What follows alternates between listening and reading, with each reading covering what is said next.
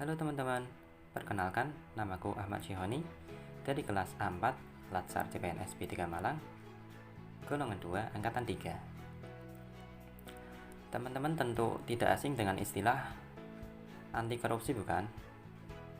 Nah, di sini saya akan menjelaskan terkait dengan anti korupsi. Sebenarnya apa sih yang dimaksud dengan anti korupsi itu? Nah, anti korupsi adalah suatu perilaku atau tindakan yang menolak secara tegas terhadap setiap bentuk korupsi. Lantas, mengapa kita harus menerapkan sikap anti korupsi? Kita harus menerapkan sikap anti korupsi karena korupsi memiliki banyak sekali dampak negatif.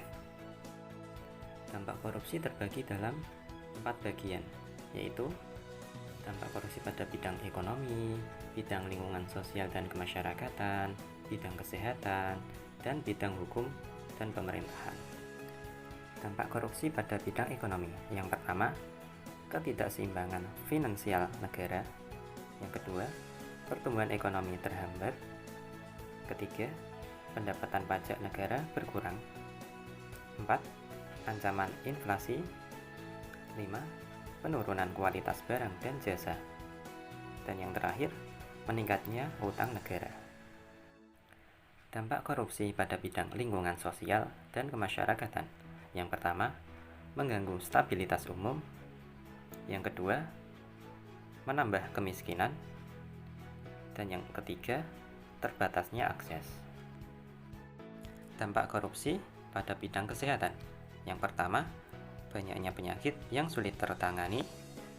Dan yang kedua, fasilitas yang dibedakan. Kemudian yang terakhir adalah dampak korupsi pada bidang hukum dan pemerintahan.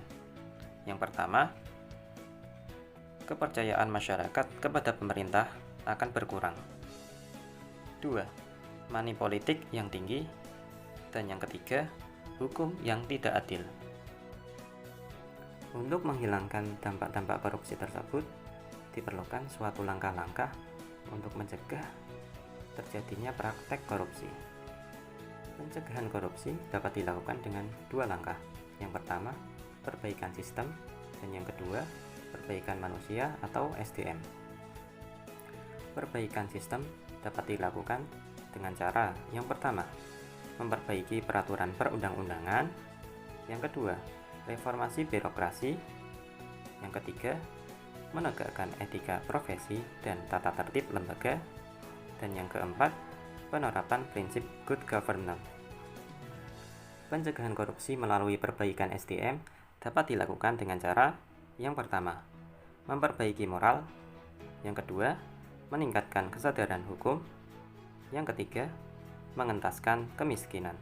Dan yang terakhir, memilih pimpinan yang bersih, jujur, dan anti korupsi. Melakukan langkah-langkah pencegahan tersebut, kita juga harus menerapkan nilai-nilai anti korupsi sejak dari usia dini. Nilai-nilai anti korupsi tersebut adalah 1. Jujur. 2. Peduli. 3. Mandiri. 4. Disiplin. 5. Tanggung jawab. 6. Kerja keras. 7. Sederhana. 8. Berani. Dan yang terakhir, adil.